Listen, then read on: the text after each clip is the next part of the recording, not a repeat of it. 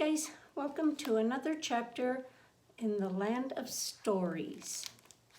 We are going to read chapter 6 today, The Dwarf Forest. I packed you some food, a couple of blankets, and a few gold coins I've been saving, Froggy told the twins, and handed Connor a sheepskin satchel. Thank you so much, Alex. It's so kind of you. Now, when you say food, what exactly are you referring to? Connor asked, holding the satchel a safe distance away from him. Some rolls and apples, Froggy told him. Oh, good, Connor said, relieved. Froggy handed Alex the map and journal they had been looking at the previous night. Are you sure you're ready for this, Froggy asked them. You're both awfully young to be going out on a quest like this. Alex and Connor looked at each other, each thinking the same thing. It was hard enough to navigate around their own world at their age. Could they really travel around a different world altogether without the help of an adult? But the twins found reassurance in each other's eyes. They knew that through it all, they'd at least have each other. We don't really have any choice, Alex said. Thank you so much for all your help, Froggy. We would still be lost in the woods without you. Froggy smiled widely and nodded. Of course, he said. I should be thanking you. I rarely have the opportunity to feel so useful. Are you sure you don't want to come with us, Alex asked. A map is great and all, but a tour guide would be better. At first, Froggy's smile grew with excitement as he was tempted by the idea. The thought of traveling out into the world and leaving his hole-in-the-ground home was so alluring. It was clear he could feel the temptation throughout his entire body. However, his fears and insecurities about the outside world, seeing him and what he had become, erased the opportunity from his mind. I can't, children, Froggy said with a heavy heart, but I wish you the best. The twins were disappointed, but they understood. It was difficult for them even to go to school with just a small blemish on their face. They couldn't imagine the stress of facing the world as an enormous amphibian. It's very important that you get out of the dwarf forest by sundown, Froggy instructed. Go to the path and travel south into the Corner Kingdom. It's a few hours' walk, but you'll be safer there. Travel as quickly and quietly as you can. Promise me. The twins promised. Alex gave Froggy a big hug and kissed his cheek. Connor shook his hand and then wiped it on his pants. I hope we see each other again, Alex told him. That would be lovely, but for your sake, I hope we don't, Froggy said and winked.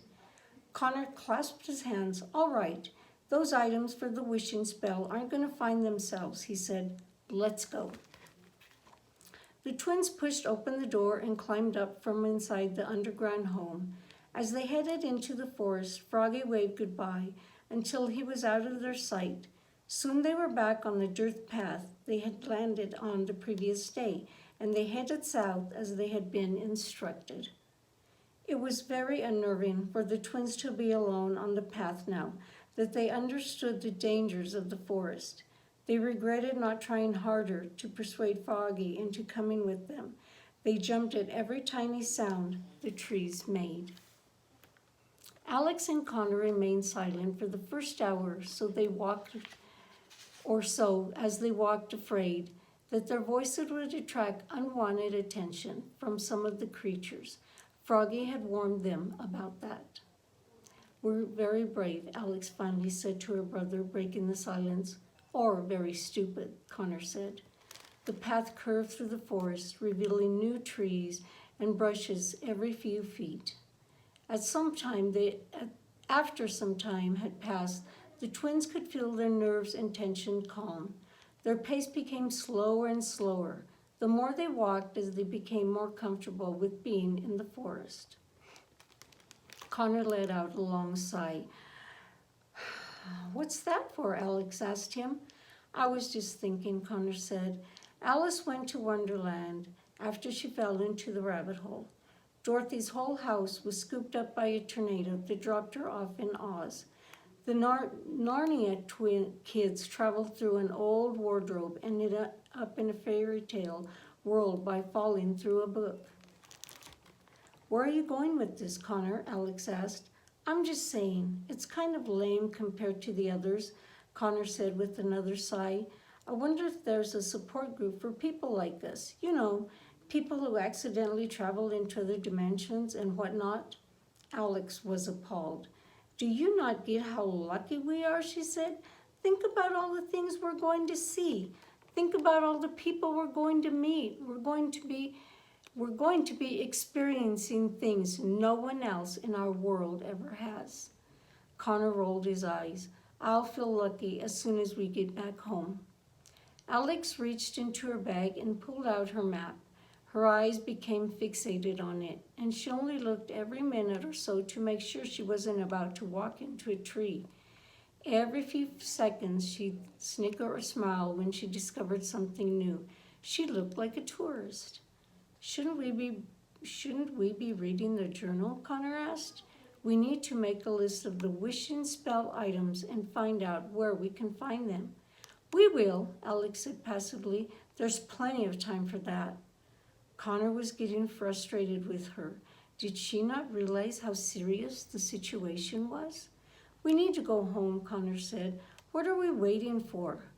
There are just a couple of things I would like to see before we go home, Alex told him. What are you talking about? Connor said, and his volume was his temper rising. We're in a fairy tale world, Connor. We should make the most of it while we're here, Alex said.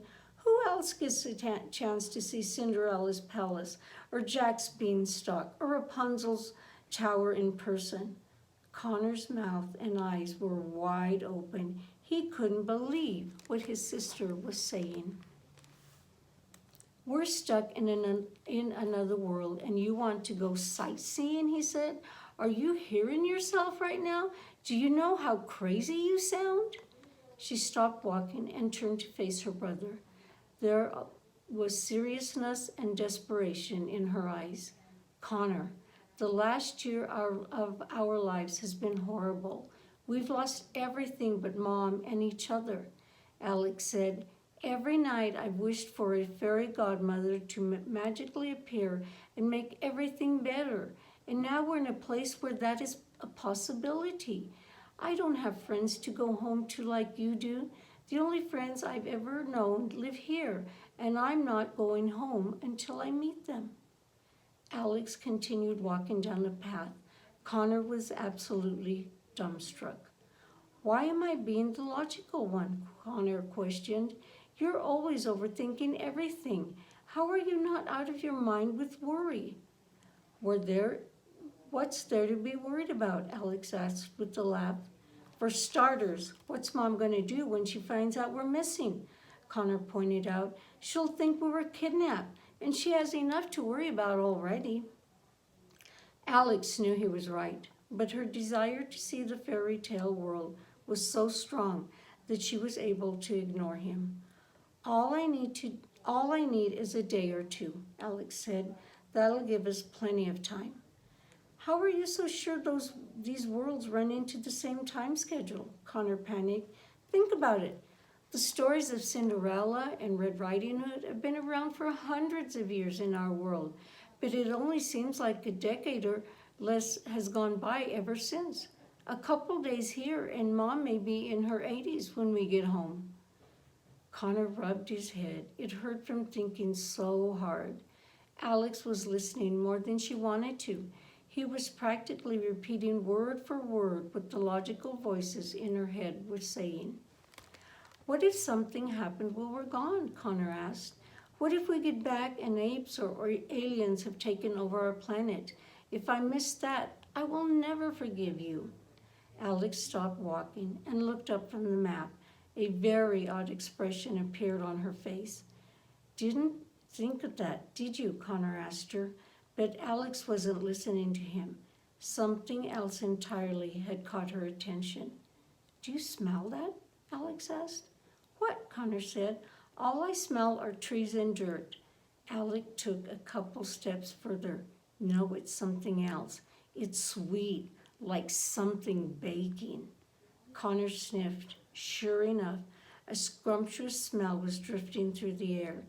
It smells like gingerbread, Alex said. She looked at her brother with the large, excited eyes. Oh no, Connor said. Before he could stop her, Alex took off running into the trees, away from the path toward the direction the aroma was coming from. Alex, wait, Connor ordered. Come back. You don't know where you're going. Alex bolted through the trees, jumping over boulders and brushes as she passed them.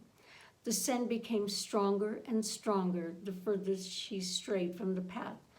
Connor was right behind her, urging her to turn around. Finally, Alex came to a halt and Connor bumped into her. She had found exactly what she was hoping to see.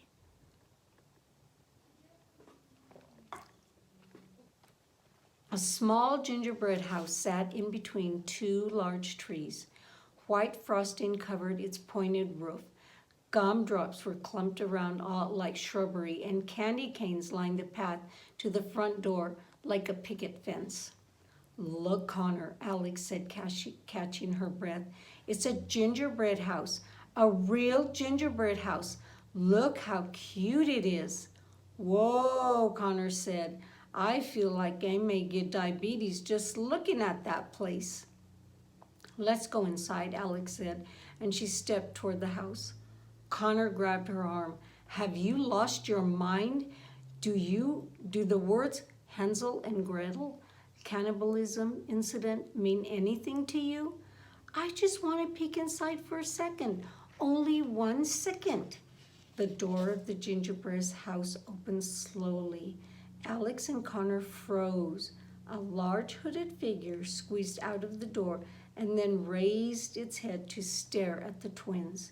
It was undoubtedly a witch, and although they had never seen a real witch to make a comparison to, she was more grotesque than they could have imagined. Her skin was wrinkled and pale with a yellowish tint. Her eyes were bloodshot and bulged out of her head. She was hunched over and an enormous hump on her back. Hello, children, the witch said. Her voice was high-pitched and crackly. Would you care to join me for a bite to eat? It was impossible for the twins to hide their fear. They both stood still, staring at her as if she were a rabid Tyrannosaurus Rex about to pounce on them at any moment. No, thank you, Alex said. We're just passing by. You have a lovely home. They slowly backed up, 1 foot at a time. Wouldn't you like to see the inside? The witch asked. The inside of whom? Connor said, and Alex elbowed him. Don't be silly, kiddies. Come inside, said the witch, losing her patience. She extended an inviting, shaking hand toward them. They noticed it was covered in burn marks, perhaps from the last time she'd had visitors. I thought the witch died at the end of Hansel and Gretel, Alex whispered to Connor. Maybe she got hold of a fire extinguisher after they left, Connor whispered back. They continued backing slowly away from her. Thank you so much for the invitation, but we really need to get going, Alex said.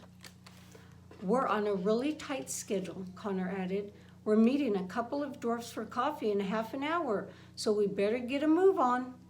They quickly took off in the direction they'd come, but came to a jarring stop when the witch suddenly appeared in front of them with a pop.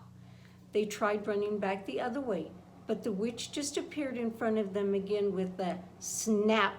They were trapped. You aren't going anywhere, the witch said. She seemed to grow taller, and her eyes bulged bigger as her patience ran out. Now be nice, little chickies, and follow me inside. Alex, this is like one of those bad videos about strangers from the first grade, Connor whispered to her. Do you still have your kidnapping whistle? You don't want to eat us, Alex told the witch. We've been walking for a while, so we're really dehydrated. We're practically just skin and bone. The witch was definitely growing. Her hump shrank as her body rose higher. Your friend seems to be rather plump, the witch said, looking at Connor like a praying mantis about to strike. He has more than enough to spare. She was practically salivating. I beg your pardon. Connor was so offended, he forgot how terrifying she was. I'll have you know, I'm on the edge of another growth spurt, and I always get a little pudgy before one. Connor, please don't, Alex tried, but it was too late. Why don't you want your victims chubby anyway? Wouldn't it be healthier if they were muscular and fit, Connor said. The witch looked to the side and raised an eyebrow. She had never considered this. Her consideration must have distracted her from attacking the twins because she began to shrink back to her normal hump shape. If you ask me, Connor continued, you should turn your gingerbread house into a gingerbread gym and a health club. Alex often couldn't believe the crazy things that their brother said, but this one took the cake. What a delicious idea, the witch crackled. I'll rebuild as soon as I'm finished with you. The witch began to grow again. This time her mouth opened wide and a set of jagged teeth grew out of it. She was going in for the attack. Alex screamed, "Wait!"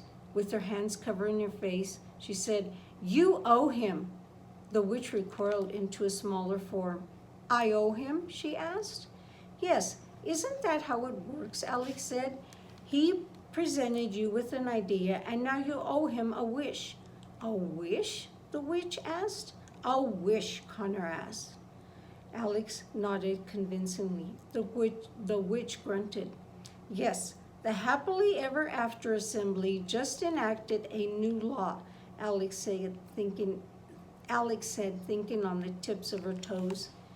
"Any witch presented with a good idea must turn the favor by granting a wish." Yeah, said Connor, going along with it.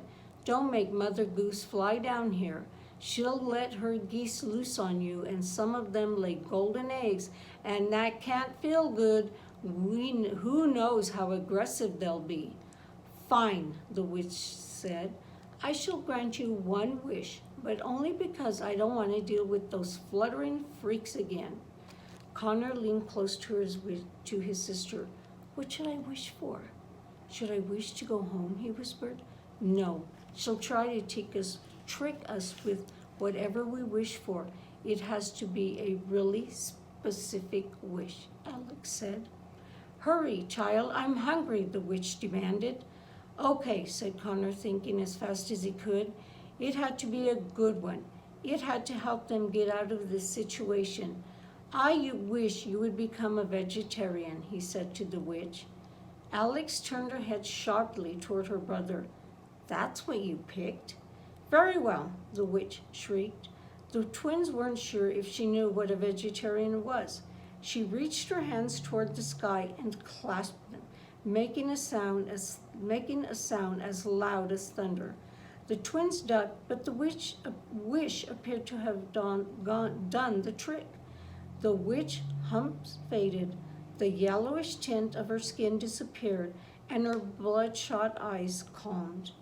"I've lost my appetite," the witch said. She shrugged her shoulders, turned away from Alex and Connor, and walked into the gingerbread house, slamming the door behind her. Alex and Connor took a deep breath. Their bodies had never been so tense. "That was a close one," Alex said. "You're welcome," Connor said. "How did you think of wishing for her to become a vegetarian?" Alex asked. Connor scratched his head. "It was the only sure way I knew she wouldn't eat us." Alex smiled at him. She wasn't given too many moments to be proud of her brother, so when the chance came, she soaked it up for all it was worth. Excuse me, guys. "Nice job, but let's get out of here in case your wish wears off." The twins hurried back through the forest until they returned to the path. They continued heading south, this time keeping to a faster pace. They had their first dangerous encounter in the fairy tale world, and they weren't in any hurry for the next. Alex and Connor had been hurrying along the path for a while when Connor said, "Alex, I've got to sit down. I feel like my legs are going to fall off. Connor, we have to keep moving. It's already afternoon and Froggy said we need to cross into the Corner Kingdom before nightfall, Alex warned. Easy for him to say. He has frog legs, Connor said. Through heavy breathing, just for a couple of minutes, and then we'll keep going, I promise. All right, but let's find someplace safe, Alex said. They continued walking a little faster and found a pleasant opening between some trees. Connor found a fallen tree to sit on and catch his breath. Alex looked around at the trees of the forest, noticing they were all different shapes and sizes and shades of green. She was still bewildered by everything that had happened. It's amazing, isn't it, Alex said. All of this has been at our fingertips the whole time, and we never knew. She took a seat next to her brother, grinning from ear to ear. What do you think Dad and Grandma would make of all this? Alex asked him. What do you think they would say if they knew all of this was actually real? From the way they always talked about fairy tales, you'd think they did, Connor said. You couldn't help but smile at the thought. I have 1,000 reasons why I wish Dad was still alive, Alex said. But now I wish it more than ever, just so we could bring him back and show all of this to him and Grandma. We have to get back first, Connor reminded her. And while we're on the subject, I think we should take a look at the journal. The sooner we read it, the sooner we can get back home. I know, she told him, but we should at least see a castle or a palace first. Dad and Grandma would have wanted us to. Connor grunted. Alex, we just barely escaped being lunch for a witch. We can't waste any more time. The sounds of a few twigs snap came from across the clearing as something approached. Alex and Connor ducked down behind the fallen tree, hidden from view. A cream-colored horse slowly traveled into the clearing. It picked up its hooves in a particular manner, as if it had been trained to tiptoe.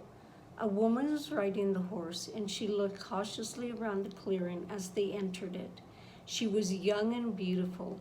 Her eyes were big and blue, and her hair was half up and flowed into long golden curls. She wore a long maroon knit coat with black leggings and very tall boots. The woman and her horse moved covertly into the center of the clearing. Easy, Porridge, said the woman, stroking the horse. That's a good girl, nice and slow. She hopped down from the horse and made her way to a tree. Alex could see that some sort of paper was pinned to it, and after taking a closer look, saw that it was the wanted poster for Goldilocks that she had seen the day before. The woman shook her head after reading it. She ripped it off the tree and crumpled it up. Who is that? What is she doing? Connor whispered to his sister. Do I look psychic to you? Alex whispered back to him. Suddenly the woman's head jerked in their direction. Whoever she was, she had a remarkable sense of hearing. She drew a long sword from inside her coat and raised it high in the air. Her gaze was stern and determined. She was obviously someone to be reckoned with. She stepped closer to where Alex and Connor were hiding. A piercing wolf howl boomed through the forest. It was so loud that Alex and Connor covered their ears. The woman spun around and pointed her sword in the opposite direction of the twins. Porridge, get ready. We're about to have company, she said. Who? Alex and Connor mouthed to each other. Creeping through the trees toward them were half a dozen wolves. However, these wolves were unlike any the twins had ever seen before. They were 4 times the size of any normal wolf of their world. Their fur was jet black and matted. Their eyes were red and their snouts were wide. These wolves were ready to kill at any minute. Without a doubt, the twins had come face to face with the big, bad wolf pack. Alex and Connor held on to each other, shaking with fear. The woman in the maroon coat never showed a hint of panic. She pointed her sword at the largest of the wolves, standing in the middle of the pack. The wolves growled and gritted their teeth toward her. "Hello, Melama's Claw," the woman said. "Hello, Goldilocks," Melama Claw growled. The twins were both in silent hysterics. "Goldilocks, that's Goldilocks," Alex mouthed to Connor. "The wolf talks. It talks," he mouthed back to her. "I'm surprised you're not chained down in some Red Riding Hood Kingdom jail cell yet," Melama Claw said to Goldilocks. "I'm surprised you haven't been turned into a rug for a child's nursery yet," Goldilocks said. "What brings you to this part of the forest? There isn't an innocent village for your pack to torment for miles." Goldilocks never lowered her sword. The other wolves in Melama Claw's pack slowly surrounded her and Porridge. "My pack is hungry. We've stopped for an afternoon snack," the wolf said. "Have you really come to eat me?" Goldilocks said. "I thought you'd have learned your lesson by now." "I bite back." She gripped her sword even tighter. Melama Claw laughed. "The wolf can laugh, though it can laugh," Connor mouthed to Alex. You are far too small a portion," Melama Claw told her with an evil, wolfish grin. "Your horse, however, has plenty to go around." Alex and Connor had never seen a horse look as frightened as Porridge did. Had she not been so light-colored, they would have sworn she had gone pale. "If you so much as scratch her, I swear I will wear you as a coat. Do you understand me?" Goldilocks warned him.